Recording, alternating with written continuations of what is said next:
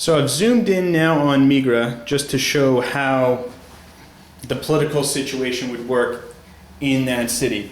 So the initial phase is the different players are placing in their political support, and you'll be drawing tablets and choosing what you want here. So there's a clay shard, which means you get one additional support, and an assassin's blade, so you can take out somebody else's support.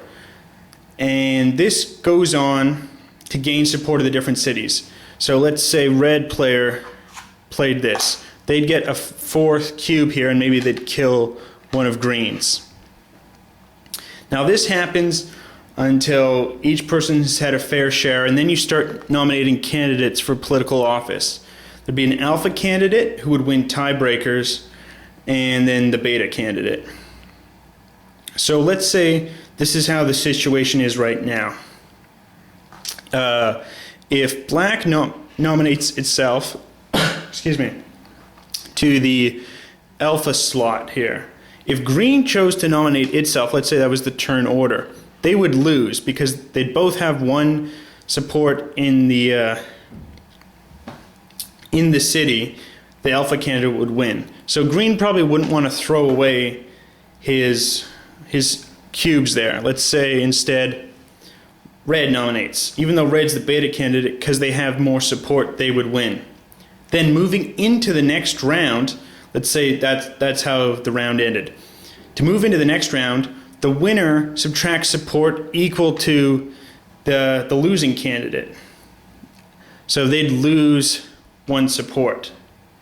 Let's say red had 4 cubes and black had 2. Red would lose 2 cubes. So you can't sort of build up and keep the cities for all 3 rounds. Usually not. Usually a different family, a different oligarchy within the city will seize power. So it's a neat simulation of the political phase. So after that, move over onto the battle round. So here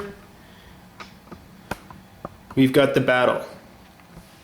So let's say this is what's occurring. So it's a battle for 3 victory points. It's a Spartan town, defense of it.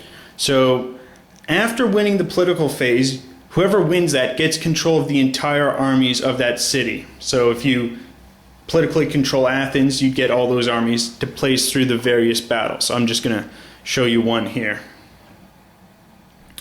So let's say this is how it is. And Athens, with a Corinthian ally, is attacking Sparta. So because here it's saying the hoplite to the trium battle is how the action occurs. So we roll for the hoplites first. Because it's a one-on-one, the attacker's got a little bit harder of a chance to roll. But you check the combat table and you see. And then you keep rolling the dice until you're supposed to be 2 dice. So let's say the attacker had rolled a 6. That wouldn't be enough to gain victory. So if they don't score a hit and the defender doesn't score a hit, you move on. A battle in each phase is won when 2 hits are scored. So let's say Sparta had scored the first hit. They'd rolled a 9 to the attacker's 6. So defender scores a hit there. Let's say they score a second hit. Then they've won that first phase and it moves into the decisive trium phase, which is the second phase. So because they won the first hoplite phase, they start already with it half won. They'd only have to win once. So it's a neat situation simulating both parts of the battle. I mean, some cities attacks, it's just a hoplite battle, or sometimes it's the trium and then the hoplite battle. It just depends. So it's a neat game based on that. There's a lot of negotiation, maybe some backstabbing. Just depends on how the game flows. And let's say Sparta had lost. Then Sparta's city values devalued. So having politically controlled the city earlier, it makes it less valuable. So you want to defend. There's a big emphasis on defending the cities rather than just, destroying them. And so if you've ever let's say you politically controlled Athens in the first 2 phases. Then in the third phase, you're not controlling Athens. You still don't want Athens sacked and destroyed because that hurts your chances for total victory points. It's a neat game, a lot of fun, good mechanics in both the political nomination process and gaining political control of the cities, as well as the battle phase. If you don't like dice rolling, you might not like it. I really think, just like Way Out West, Martin Wallace multiplayer games seem really good with 4 or 5 people. With 3 people, it's not the best. You know, there's not enough interaction. So if you've got a bigger group, 4 or 5 people, then you definitely want to think of playing this game. If not, you know, I'd pass. With just 3 people, and would that be the biggest your gaming group ever got, I'd probably spend my money on some other game. But 4 or 5, this game's really fun. It's not that long. Takes a couple of hours, maybe 2.5 to 3. You could probably play it shorter, but you know, just with chatting and whatnot, gets around 3 hours. It's really, really fun.